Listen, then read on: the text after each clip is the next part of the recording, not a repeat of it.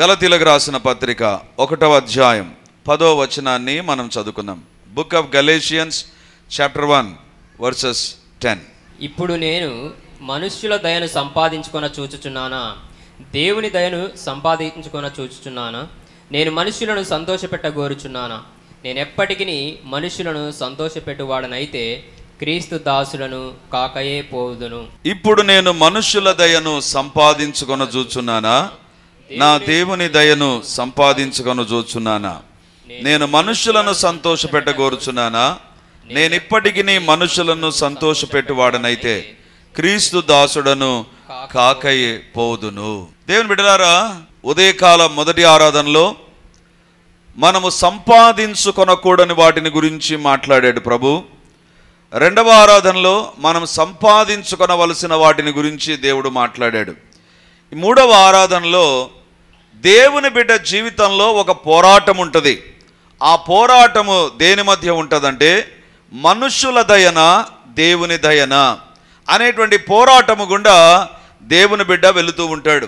కాబట్టి ఈరోజు దేవుని దయను సంపాదించుకొంచున్నామా, లేకపోతే మనుష్యుల దయను సంపాదించుకొని చూచున్నామా అనేటువంటిదే దేవుని యొక్క వాక్యంలో నుంచి మనం ఈరోజు ధ్యానం చేయబోతున్నాం.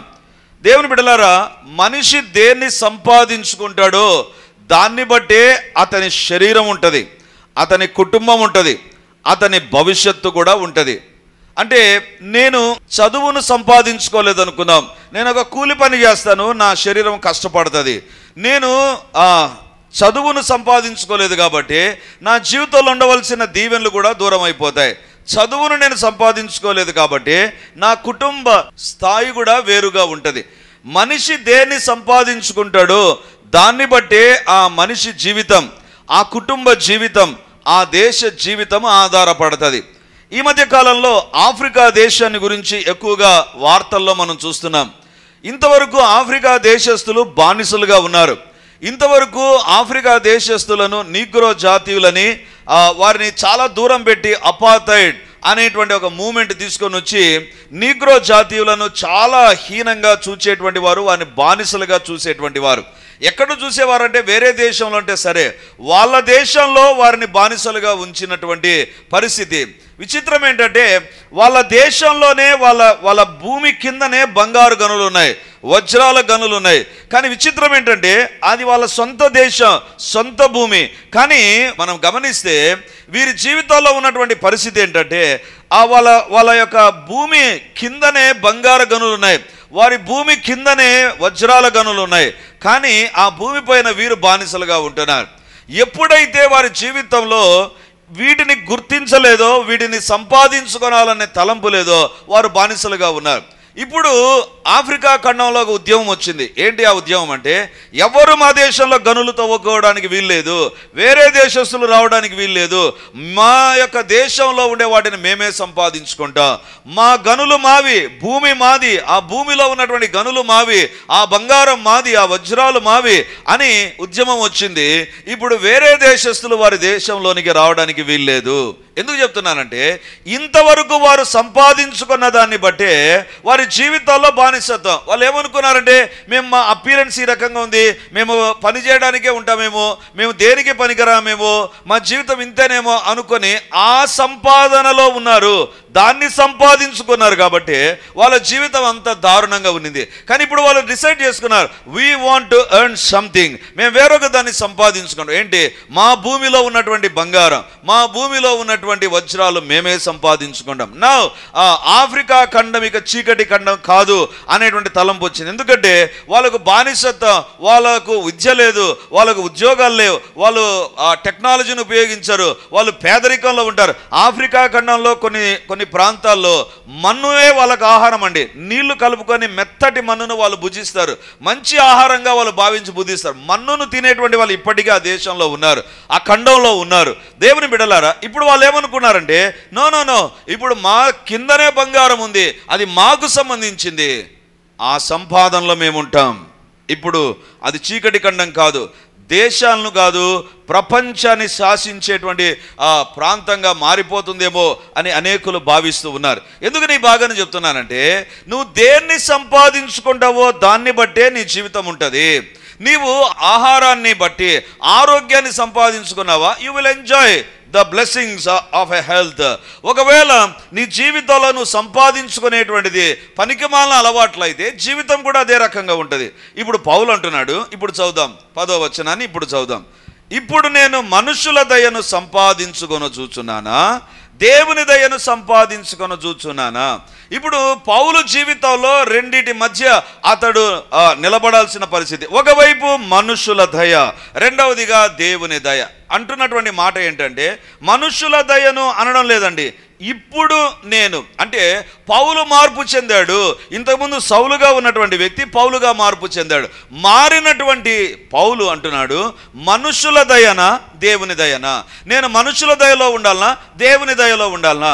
దేన్ని సంపాదించుకోవాలి? మనుషుల దయను సంపాదించుకోవాలనా దేవుని దయను సంపాదించుకోవాలనా? ఎవరికి రాశాడు ఈ వాక్యము అంటే గలతీ సంఘానికి రాశాడు. వాస్తవానికి గలతీ అనేటువంటి ఒక ప్రాంతంలో ఒక సంఘం కాదు, గలతియా అనేటువంటి ప్రదేశంలో అనేక సంఘాలు ఉన్నాయి. అక్కడ ఉన్నటువంటి విశ్వాసులకు పౌలు ఈ ఉత్తరం రాస్తుంటున్నాడు. ఎందుకు ఈ ఉత్తరం రాశాడు? ఉద్దేశం ఏంటంటే అక్కడ చాలా రకాలైనటువంటి ఆలోచనలు లేకపోతే చాలా రకాలైనటువంటి భిన్నాభిప్రాయాలు వాళ్ళ మధ్య ఉండగా వారికి ఉన్నటువంటి ప్రశ్నలకు జవాబిస్తూ రాస్తుంటున్నాడు.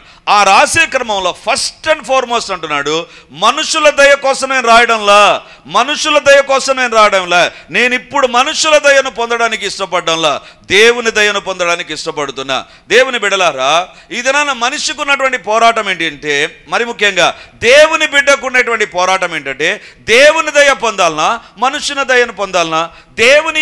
దేవుని దయకు నేను పాత్రుని కావాలనా మనుషుల దయకు పాత్రుని కావాలనా? ఏది సంపాదించుకోవాలి? మెజారిటీ ఏంటంటే మనుషుల దయలోనికే వెళ్తారు, మనుషుల దయలోనికే వెళ్తారు. ఎందుకు తెలుసా?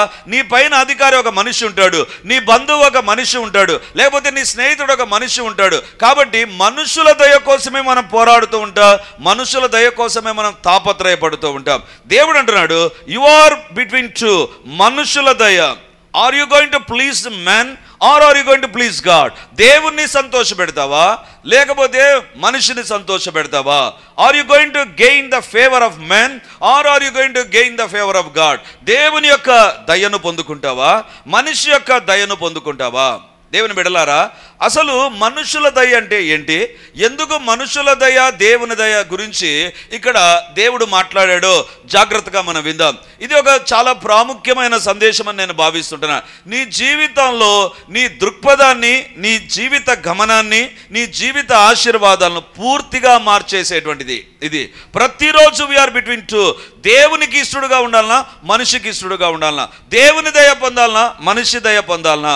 మనుషులు నా జీవితాన్ని గురించి ఏమని చెప్తారు? ఇదే మన జీవితాల్లో ఒక పోరాటముగా ఉంటుంది. మరి మనుషుల దయ అంటే ఏంటిది? మనుషుల దయ అంటే వెరీ సింపుల్గా చెప్తారు. మనిషి నన్ను ఏ రకంగా అంగీకరించాలి, నన్ను ఎదుటి వ్యక్తి ఏ రకంగా అంగీకరించాలి, నన్ను ఏ రకంగా ప్రశంసిస్తాడు, నాకు ఏ రకంగా మద్దతు ఇస్తాడు, నాకు ఏ రీతిగా కీర్తి తెస్తాడు. So we are always looking at that. మనిషి గుండా, ఒక వ్యక్తి గుండా, వ్యక్తుల గుండా, లేకపోతే నా చుట్టుపక్కల ఉండే వారి ద్వారా, లేకపోతే నా ఆఫీసులో, నా వ్యాపారంలో, నా స్నేహితులు, నా ఇరుగు పొరు వారి దగ్గర నేను వాళ్ళ అంగీకారాన్ని పొందుతున్నానా? వారి మద్దతు నాకుందా? వారు నాకు సహాయకులుగా ఉంటారా? We look at them. వారి కోసం మనం జీవించేటువంటి వారుగా ఉంటాం. దేవుని బిడ్డలారా, ఈరోజు దేవుడు మనతో మాట్లాడుతుంటా. మన జీవితాలు మనుషుల అభిప్రాయాలను బట్టి ఉన్నాయా? మనిషి మన గురించి ఏమైనా అభిప్రాయపడుతుంది, ఏంటంటే ఇలా ఉన్నారు అని వాళ్ళు ఏదైనా సజెషన్ ఇస్తే దానిపైన మన జీవితం కట్టబడుతుందా? దేవుడు చెప్పే మాట పైన కట్టబడుతుందా? మనుషుల అభిప్రాయాలపైన ఆధారపడే జీవితమా, దేవుని చిత్తానుసారమైన జీవితమా? మనిషి మాటకు లోబడే జీవితమా, దేవుని మాటకు లోబడే జీవితమా? మనిషికి విలువనిచ్చే జీవితమా, దేవునికి విలువనిచ్చే జీవితమా? ఈరోజు దేవుడు అడుగుతుంటున్నాడు. ఇంకొక మాటలో చెప్పాలంటే, ఇతరులకు నచ్చే విధంగా నేనున్నానా లేకపోతే దేవునికి నచ్చే విధంగా నేనున్నానా? నీ ఫ్రెండ్స్కి నచ్చే విధంగా నీ యొక్క జీవిత విధానాన్ని మార్చుకునే వ్యక్తివైతే దేవునికి నచ్చని వ్యక్తిగా నువ్వు మారిపోతావు. దేవుని బిడ్డలారా, ఈరోజు దేవుడు మనతో మాట్లాడుతుంటున్నాడు. ఇది మామూలు విషయమే అని అనిపిస్తుంది, but it is a very dangerous thing అండి. నేను కాదు ఈ మాట చెప్పేది, దేవుడే అంటాడు మనుషుల దయ కోసం తాపత్రయపడి, మనుషుల అంగీకారాన్ని కోరుకునే వ్యక్తి, మనుషులకు నచ్చే విధంగా ప్రవర్తించే వ్యక్తి అతని జీవితంలో ఒక భయంకరమైన ప్రమాదంలో ఉన్నాడు. ఎందుకు ఆ పదం వాడుతున్నానంటే, ప్రమాదంలో ఉన్నాను అని ఎందుకు అంటున్నానంటే, అది నేను చెప్పే మాట కాదు, దేవుని యొక్క వాక్యం చెప్పే మాట. లూకా సువార్త 6వ అధ్యాయం 26వ వచనం. ఎందుకు అది డేంజర్ అని నేను అన్నాను, ప్రమాదం అని అన్నాను అనేటువంటిది మీరు చూడవచ్చు. లూకా సువార్త 6వ అధ్యాయం 26వ వచనం. మనుషులందరూ మిమ్మును కొనియాడునప్పుడు మీకు శ్రమ, వారి పితరులు అబద్ధ ప్రవక్తలకు అదే విధముగా చేసిరి. ఇక్కడ బైబిల్లో వ్రాయబడింది, మనుషులందరూ మిమ్మల్ని కొనియాడినప్పుడు ఏమనుండాలి అక్కడ? యాక్చువల్గా మనుషులందరూ మిమ్మల్ని కొనియాడినప్పుడు ఏముండాలి? మీకు చాలా సంతోషం ఉంటుంది, మీకు మంచి పేరుంది కదా, మీరు మంచి వ్యక్తివి, మంచోళ్ళని కదా పొగిడేది, మీరు ఒక మంచి వ్యక్తివి. బైబిల్లో వ్రాయబడింది, మనుషులందరూ మిమ్మల్ని కొనియాడినప్పుడు మీకు సంతోషం అనలేదు, బైబిల్లో వ్రాయబడింది మీకు శ్రమ. అదేంటది? మనుషులు పొగడాలనే కదా, భలే ఉందండి డ్రెస్సు, భలే చేశారండి వంట, భలే వాక్యం చెప్పారండి, పరిచర్య చాలా బాగుందండి. మనుషులు మనల్ని కొనియాడినప్పుడు అది మనకు చాలా క్రెడిట్, అది మనకు చాలా గొప్ప విషయం, అది మనం కోరుకుంటాం. మనుషుల జడ్జిమెంట్ ఏ రకంగా ఉంది అనేటువంటిది మనం కలిగి ఉంటాం. కానీ ఇక్కడ బైబిల్లో వ్రాయబడింది, మనుషులందరూ మిమ్మల్ని కొనియాడినప్పుడు మీకు శ్రమ. ఎందుకు తెలుసా? ఆ మనుషులు కొనియాడడంలోనే ఒకటి ఉంది. ఏంటి తెలుసా? అక్కడే సాతాను పని చేస్తాడు, అక్కడే సాతాను కార్యాలు ఉంటాయి, అక్కడే సాతాను పన్నాగాలు ఉంటాయి, అక్కడే సాతాను యొక్క ఒక స్కెచ్ అనేటువంటిది మనకు కనబడ, అది మనకు తెలియదు. మనం అనుకుంటే వీళ్ళు మమ్మల్ని పొగడుతున్నారు, మేమంటే బలిష్టం అండి, భలే మెచ్చుకుంటారండి, మేమంటే వాళ్ళకి చాలా నచ్చుతుందండి, వాళ్ళు చాలా మమ్మల్ని ప్రేమిస్తారండి. వీళ్ళు కట్ దాట్, వాళ్ళ మాటలను బట్టి వాళ్ళని మనం వేరొక రకంగా అంచనా వేస్తాం. కానీ బైబిల్లో రాయబడింది, దేవుని యొక్క మాట, ఇది నా మాట కాదు, యేసు ప్రభు స్వయానా పలికిన మాట, మనుషులందరూ మిమ్మల్ని కొనియాడినప్పుడు మీకు శ్రమ. ఎందుకు? వారి పితరులు అబద్ధ ప్రవక్తలకు అదే విధముగా చేసిరి. ప్రవక్తలకు కాదు, అబద్ధ ప్రవక్తలకు అదే విధంగా. అబద్ధ ప్రవక్తలను చూసి, అబ్బా మీరు నిజమైన ప్రవక్త, మీ నోట దేవుని మాట ఉంది. అబద్ధ ప్రవక్తను వాళ్ళు మెచ్చుకున్నారంట, అబద్ధ ప్రవక్తను ఎంకరేజ్ చేశారంట, అబద్ధ ప్రవక్తను శబాష్ అన్నారంట, అబద్ధ ప్రవక్తను చూసి నీవే ప్రవక్తవని మెచ్చుకున్నారంట. దేవుని బిడ్డలారా, మనిషి ఎవరు తెలుసా? వాస్తవాల్ని మాట్లాడడం 100% ఉండదు, అవాస్తవాలు మాట్లాడతారు. అబద్ధ ప్రవక్తలకు అదే విధంగా చేశారంట. ఏ విధంగా?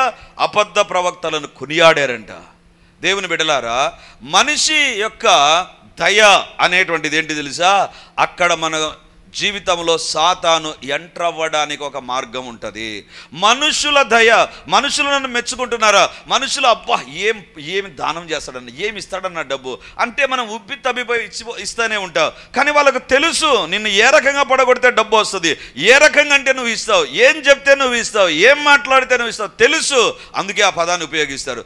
నీకు శ్రమ వచ్చినప్పుడు వాళ్ళందరికంటే చాలా దూరంగా మారిపోతారు, చాలా దూరంగా మారిపోతారు. అందుకే బైబిల్లో వ్రాయబడింది, మనుషులందరూ మిమ్మల్ని కొనియాడినప్పుడు మీకు శ్రమ. ఎందుకు శ్రమ తెలుసా? వెరీ సింపుల్ రీజన్, అబద్ధ ప్రవక్తలకు అదే విధంగా చేసిరి. అందుకే పౌలు అంటున్నాడు, నేను మనుషుల దయను సంపాదించుకొని చూచున్నానా, దేవుని దయను సంపాదించుకొనుచున్నానా, దేవుని దయను సంపాదించుకొని కోరుచున్నానా. అంటే సంపాదన అనేటువంటి ఎప్పుడు ఉంటుందండి? ఎప్పుడు ఆ పదం వాడతావు? ఒక నెలంతా కష్టపడితే ఒక సంపాదన ఉంటుంది, ఒక రోజంతా కష్టపడితే ఒక సంపాదన ఉంటుంది కదా. ఒక కష్టం వెనక ఒక సంపాదన ఉంటుంది. దేవుడు అంటున్నాడు, నీవు దేనికోసం కష్టపడుతున్నావు, దేనికోసం నువ్వు ప్రయాసపడుతున్నావు? మనుషుల దయ కోసమా, మనుషుల దయ కోసమా?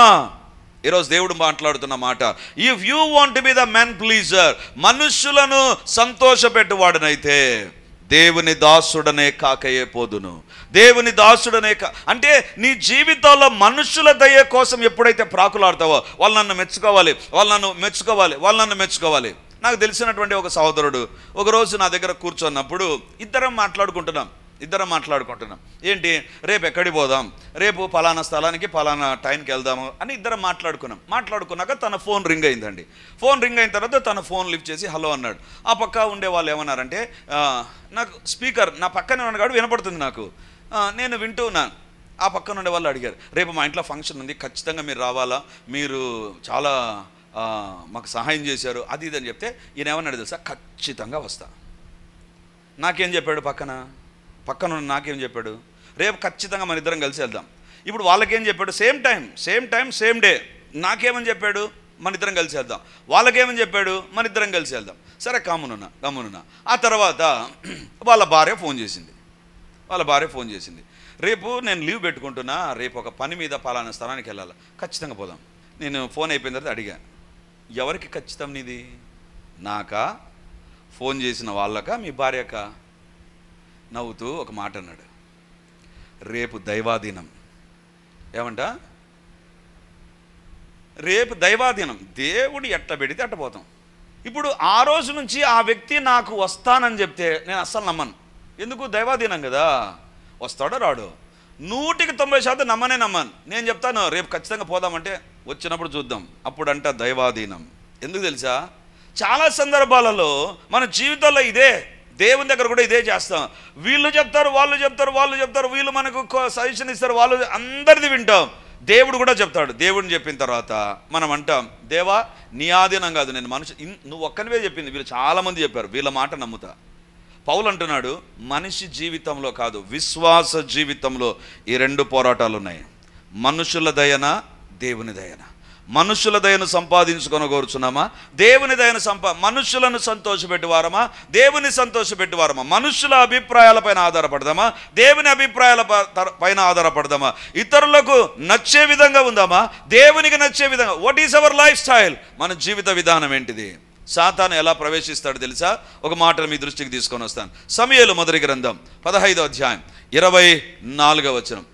సౌలు జనులకు జడిపి వారి మాట వినినందున నేను యెహోవా ఆజ్ఞను నీ మాటలను మీరి పాపము తెచ్చుకొంటిని.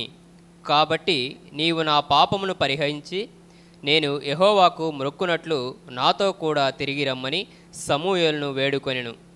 అందుకు సమూయేలు, నీతో కూడా నేను తిరిగి రాను, నీవు యెహోవా ఆజ్ఞను విసర్జించితివి కనుక ఇజ్రాయేలీల మీద రాజుగా ఉండకుండా యెహోవా నిన్ను విసర్జించెనని చెప్పి. ఈ భాగంలో మనకు తెలుసు, ఇశ్రాయేలు దేశంలో మొట్టమొదటి రాజు సౌలు అమాలేకీయుల మీదకి యుద్ధానికి వెళ్ళినప్పుడు దేవుడు అన్నాడు, ఏది మిగిల్చవద్దు, డోంట్ స్పేర్ ఎనీథింగ్, ఏది కూడా నువ్వు ఉంచవద్దు, అక్కడ మొత్తాన్ని చంపేసేయని చెప్పేశాడు. సో ఆ యుద్ధానికి వెళ్ళాడు. యుద్ధంలో అమాలేకీయులను చిత్తుగా ఓడించాడు, మనుషులను పిచ్చిగా చంపేశాడు, తర్వాత జయాన్ని సాధించాడు.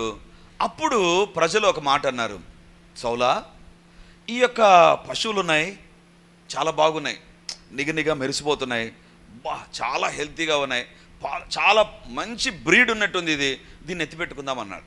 సౌలు కూడా అనిపించింది, నేను మనిషిని లేకుండా చేశాను కాబట్టి అమాలేకీయులతో ప్రాబ్లం లేదు, వీటితో ఏం ప్రాబ్లము? దేవుడు అన్నీ చెప్పినాడు, కానీ దేవుడు కొన్ని సందర్భాల్లో ఏమన్నా మర్చిపోయి ఏమన్నా చెప్పేశాడేమో. కాబట్టి మనుషులు ఇంకా అమాలేకీయులతో ప్రాబ్లం లేదు, పశువులతో ఏం ప్రాబ్లం? అవి మన దగ్గర ఉంటే మనకు పాడి ఇస్తుంది, లేకపోతే వీలైతే వాటిని కోసుకొని తినొచ్చు, ఏమైనా అనుకున్నాడేమో, పని చేసుకోవచ్చు, ఏమనుకున్నాడో. మనుషుల మాట విని ఏం చేశాడు తెలుసా? పశువులను చంపలేదు. అప్పుడు దేవుడు పలికినటువంటి మాటే ఈ మాట. సమూయేలు మొదటి గ్రంథం 15:24. సౌలు జనులకు జడిపి వారి మాట వినినందున నేను యెహోవా ఆజ్ఞను నీ మాటలను మీరి పాపము తెచ్చుకొంటిని. కాబట్టి నీవు నా పాపమును పరిహరించి నేను యెహోవాకు మొక్కునట్లు నాతో కూడా తిరిగి రమ్మని సమూయేలును వేడుకొనెను. అందుకు సమూయేలు, నీతో కూడా నేను తిరిగి రాను, నీవు యెహోవా ఆజ్ఞను విసర్జించితివి కనుక ఇజ్రాయేలీల మీద రాజుగా ఉండకుండా యెహోవా నిన్ను విసర్జించానని చెప్పి. సౌలు జనుల మాటలకు జడిసి, ఇది కరెక్ట్ పదమేనండి? సౌలు మామూలు వ్యక్తి అయితే నేను జనమంతా వచ్చి, సుధీర్ నువ్వు ఎట్టి పరిస్థితుల్లో పశువులను ఉంచాలా అని చెప్తే నేను భయపడితే ఒక మాట. ఎందుకు? నేను మామూలు వ్యక్తిని. సౌలు ఎవరు? రాజు జనుల మాటలకు జడిసాడంట. రాజును బట్టి జనులు భయపడాలి.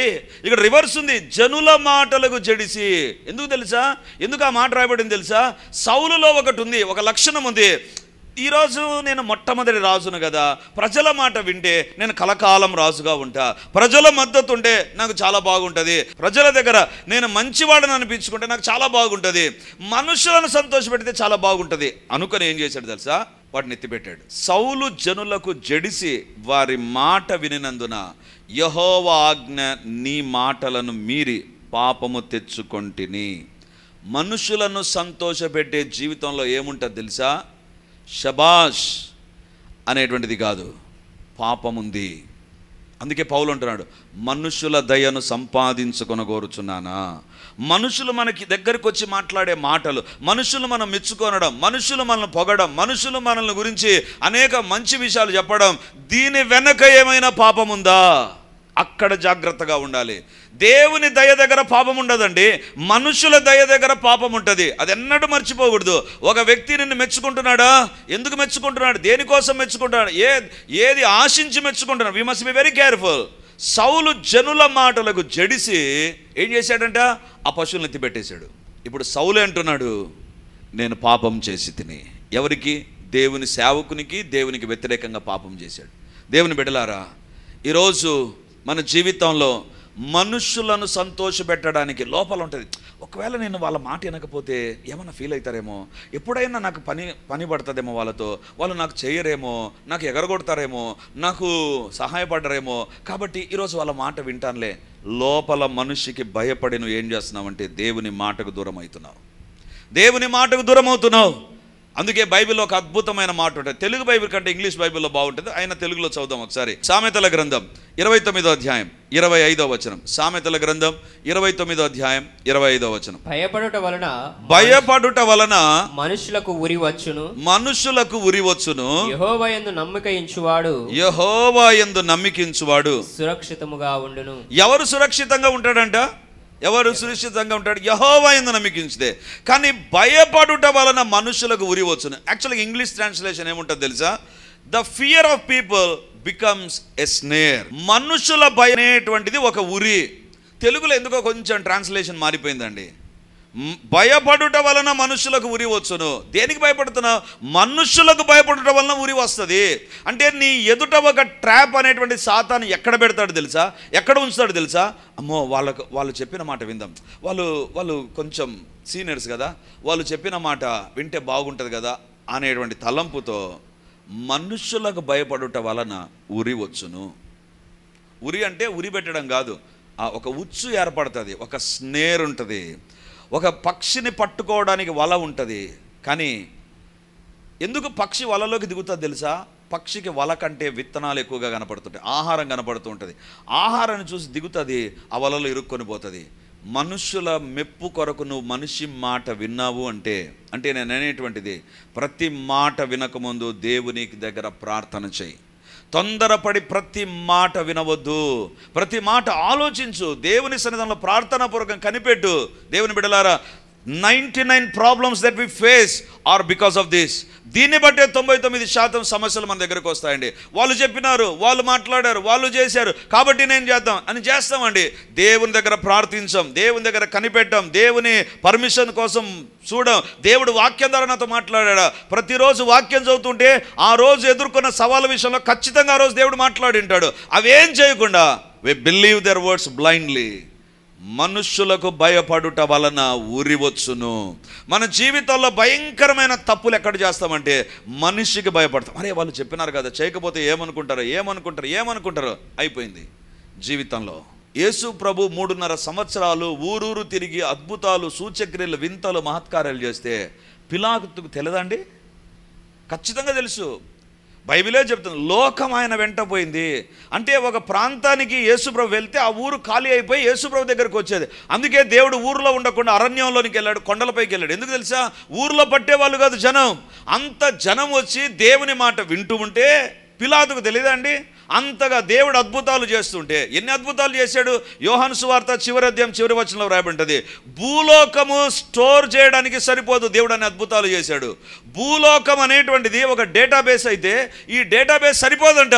అన్ని అద్భుతాలు దేవుడు చేసి. అద్భుతాలు తెలియవా? దేవుని వాక్యం తెలియదా? ప్రజలు తెలియదా? అన్నీ తెలుసు.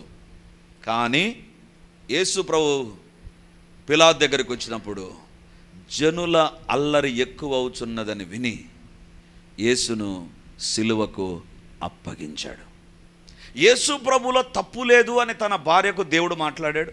యేసు ప్రభుని గురించి ఇన్ఫర్మేషన్ తెలిసి ఇతడు నీతిమంతుడు, ఇతను ఎందుకు నాకే పాపం కనపడలేదు అని చెప్పినటువంటి వ్యక్తి జనులకు జడిసి, అంటే పిలాతు ఎందుకు తప్పు చేశాడు అంటే ప్రజలను బట్టి, ప్రజలను బట్టి. అందుకే పౌలు అంటున్నాడు, దేవుని బిడ్డగా మనుష్యుల దయను సంపాదించుకొనగోరుచున్నావా?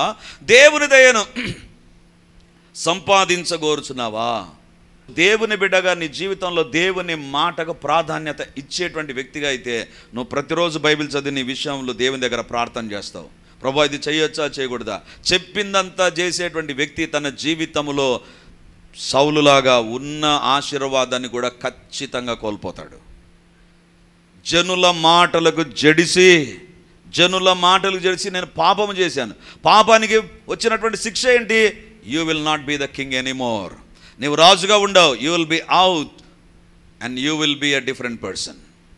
ఈరోజు మన జీవితాల్లో ఆశీర్వాదాలు మిస్ అయిపోతున్నాయి, దీవెనలు మిస్ అయిపోతున్నాయి, మన జీవితాల్లో ఉండవలసిన క్షేమం లేకుండా పోతుంది, మన జీవితాల్లో ఒక నష్టం కూడా మనం వెళుతున్నాం. వై? వెరీ సింపుల్ రీజన్, మనుష్యుల దయను సంపాదించుకొని కోరుచున్నాం. We want to please man. మన మనుష్యుల దయను సంపాదించుకోవడానికి ఇష్టపడుతున్నాం. ఈరోజు దేవుడు మాట్లాడుతుండగా, మనుషుల దయలోనా దేవుని దయలోనా ఎక్కడున్నాను? నీ జీవితాన్ని పరీక్షించుకోనమని ప్రభు కోరుతుండగా మన జీవితాన్ని సరిచేసుకుంటూ ప్రభు ఎదుట ప్రార్థన చేద్దాం. హల్లెలూయా. దేవుడు నీతో మాట్లాడిన మాటకు నువ్వు స్పందించి ప్రార్థన చేయి. Wear ever you have committed a sin, you know that pretty well. దేవా నన్ను క్షమించు, నీ రక్తముతో నన్ను కడుగు ప్రభా, నీ రక్తము ద్వారా నా జీవితాన్ని కడుగు ప్రభా. దేవుని ఎదుట ప్రార్థన చేస్తాం. మనుష్యుల మాటలు విన్నావు, ఫ్రెండ్స్ మాట విన్నావు, పెద్దవారు అనుకుని వారి మాట విన్నావు, దేవుని మాట వినలేదు. You have taken your own decisions and destroyed your life. ఈరోజు దేవుడు అడుగుతున్నాడు, ఇప్పటికైనా మించిపోలేదు. మన జీవితంలో దేవుడు తన కార్యాలను జరిగిస్తాడు. హల్లెలూయా, హల్లెలూయా. ప్రభు ఎదుట కళ్ళు మూసుకుందాం. మనుష్యులను సంతోష పెట్టడానికి సత్యాన్ని ప్రక్కన పెట్టి అబద్ధాలు చెప్తున్నామా? మనుష్యుల దయను సంపాదించుకోవడానికి పాపం చేస్తున్నామా? మనుషుల దయను సంపాదించుకోవడానికి దేవుని హృదయాన్ని గాయపరుస్తున్నావా? మనుషుల దయను సంపాదించుకోవడానికి నీ జీవితంలో ఉరిలోనికి వెళ్ళిపోతున్నావా? ప్రభువా, దేవుని మాట కంటే మనుషుల మాటలు మా జీవితాల ప్రాధాన్యంగా మారిపోయినందుకు నష్టపోయాం అని మేము ప్రార్థన చేస్తుండగా, ఎవరి ప్రార్థన చేస్తున్నారో దేవా వారి ప్రతి ప్రార్థన అంగీకరించండి. దేవాన్ని శిలువ రక్తం మమ్మల్ని కడుగునుగాక. మనుషుల దయను సంపాదించుకునే దానికంటే ముందు దేవుని దయలో మేము ఉండడానికి సహాయం చేయండి. లూకా 2:52లో మీరు దేవుని దయలో మనుషుల దయలో వర్ధిల్లారు ప్రభా, దేవుని దయలో మనుషుల దయలో వర్ధిల్లారు. మేము కూడా దేవుని దయలో మనుషుల దయలో వర్ధిల్లేటువంటి వారంగా ఉంచి మహిమను పొందమని మా మొదటి ప్రాధాన్యత. Let hour first priority be you and you only lord and your word only. దేవా మీరే మాతో మాట్లాడినందుకు వందనాలు చెల్లిస్తూ మా జీవితాలను సరిచేసుకోవడానికి ప్రతిరోజు నీ వాక్యాన్ని చదివి ప్రార్థన చేసి నీ చిత్తానుసారమైన అడుగులు వేయడానికి సంపూర్ణ సహాయం చేయమని నజరేయుడును సర్వోన్నతుడైన యేసు నామమందు ప్రార్థించి అడిగి పొంది ఉంటున్నాము తండ్రి. ఆమేన్.